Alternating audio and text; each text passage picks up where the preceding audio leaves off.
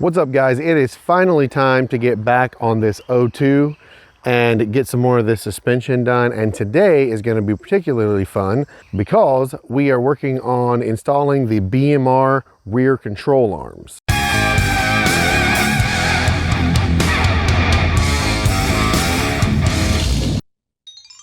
So I'm going to go over in detail all the differences between these arms and the stock arms and all of that, but either way, they've got to come off first. This setup will replace all 4 lateral arms and the 2 trailing arms. So the first thing we're going to do is just get the ones that are on the car off the car. So the first thing to point out when you're looking at the suspension on the rear of these is that this is not going to be as straightforward as it initially looks. And let me show you why. If you go under here and look, this rear bracket, I don't know how well you guys can see this, but this bolt doesn't have room to come out because of the body, so you have to take the entire bracket down off the body to be able to remove that control arm.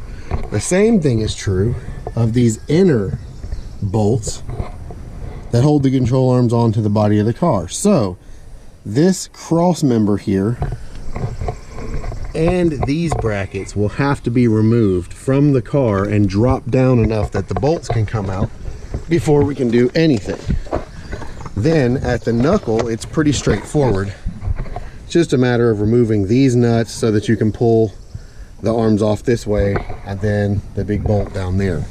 So that's not too bad. It's just mostly going to be a matter of getting the other ends loose, and we're going to start with these trailing arms. Okay, so step 1 for removing this is going to be, I take this out like this. You've got your 315s over here that hold these in, pretty straightforward there. This on this side is actually a 24 millimeter on both sides, nut and bolt, so just a wrench and a socket on the other side will take care of that. Okay, and now seems like a good time to talk about another thing that we need to talk about before we get into this, and that's a misunderstanding that a lot of people have about these types of suspension bushings, and I ran into this in another video. But you've probably heard at certain points people talk about having to tighten the bolts at ride height. Now, there's a good reason for that in some circumstances. Let me show you what I mean. In this stock trailing arm, if you look at this inner sleeve is actually bonded to this rubber, which helps it not wear out as fast. But it also means that the inner sleeve cannot pivot separate from the rubber. It can only flex the rubber. So this needs to be at ride height when it's tightened down, because as you can see, once it is tightened down, it doesn't move, it just flexes. And if you tighten it down way outside of its normal range, then let the car down on it, it's going to pivot anyway, which will tear that bushing and is not good for it. Now, in comparison, this bushing, when installed, can move freely. Why is that? Because urethane bushings don't come bonded to the inner sleeve. Therefore, the inner sleeve is actually supposed to be able to turn within the bushing, which is why it's greasable and why you see these little holes around it that grease can get through. So they're made that way, and because of that, you do not have to tighten these at ride height, because whatever ride height is, they're going to move to that level. Now, in a suspension that is performance oriented, this has an added benefit of not creating additional suspension preload. These will move to whatever position they need to be in and rest there comfortably. They're not pushing or pulling the suspension, which is then adversely affecting the spring rate that you're going for. So just a little information for you there, but these are 18 millimeters. So you just take those off, put them back on. Once you've got this back together like this, we're just going to slide it back in there and bolt it back up. And by the way, you will notice on these control arms that they are not the same on each end. This wider end goes towards the front in the bracket. This narrower end is for the back. But before we get into putting that back together, you're going to take an 18 with an extension and take these rear cradle bolts out. Then you're going to go around and loosen all of these outer control arm nuts. This is basically one big stud that runs through there, so you have to loosen the two of them on each side together. But these are 21s, pretty easy to do there. Then you've got to go to the inside and loosen those, which will let the subframe drop down a little bit more. Then once you've removed this outer bolt that goes through, and this is, by the way, what it looks like, these rear arms will fall right off. Then to get those inner bolts out on the front arms, you're gonna have to basically loosen them and then get this to twist a little so you can pull them out that way. When removing this last arm, you'll have the wiring harness clipped to it with these little metal clips. You just push those right off and your front arms will come out. So with all of the factory arms out, the next step is I'm going to show you the difference between these. We'll compare them really good and get everything adjusted up and ready to go back in. Okay, so first, a couple tips. The car is going to have to be aligned after this is done, because especially moving so many things, there's no way that you're not going to knock the alignment off in some way or another. And the other thing is to try to keep that to a minimum and make it as easy as possible on the alignment tech. You want to adjust all of these to as close as possible to the same length as the factory arms were.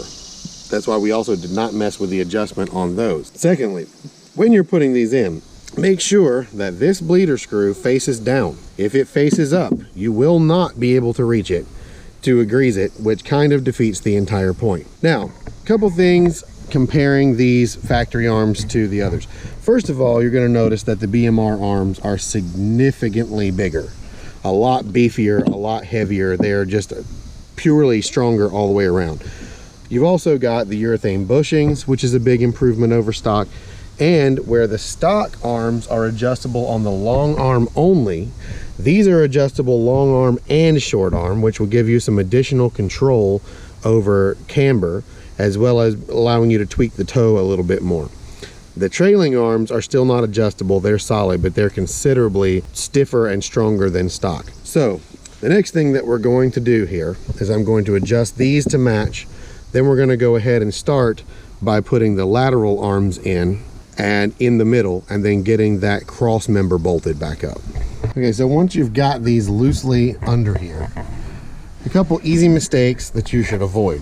One, make sure that the adjusters here are both on the same side and facing the outside.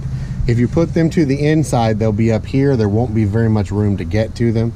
Your alignment tech will hate you, or if you're doing it yourself, you'll hate yourself. Make sure that, once again, all of these grease fittings are facing down. That way you can reach all of them.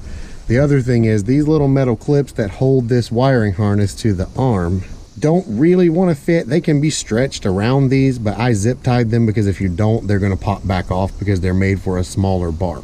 So once these are all in here loosely and you've tightened this back up to the car, it's going to be time to, before we snug these, we're going to put the trailing arms back. And here is where I ran into my first problem, actually my only problem.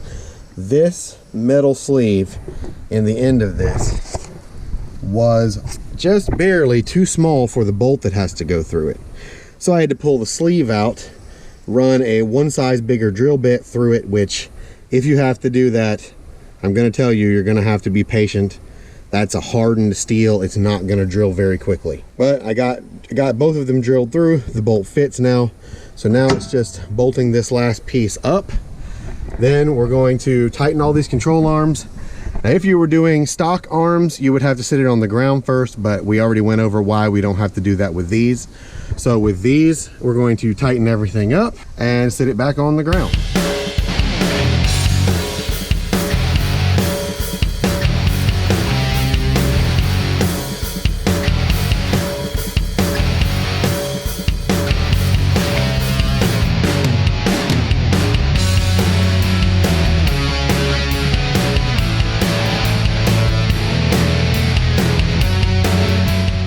But I don't get to sit it down yet. I still have a lot of work to do back here and in the front before I'm finished with it and can actually test drive it.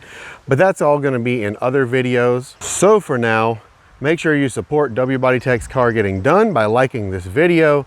Make sure you're subscribed to my channel and you let anyone else that you know to subscribe to my channel.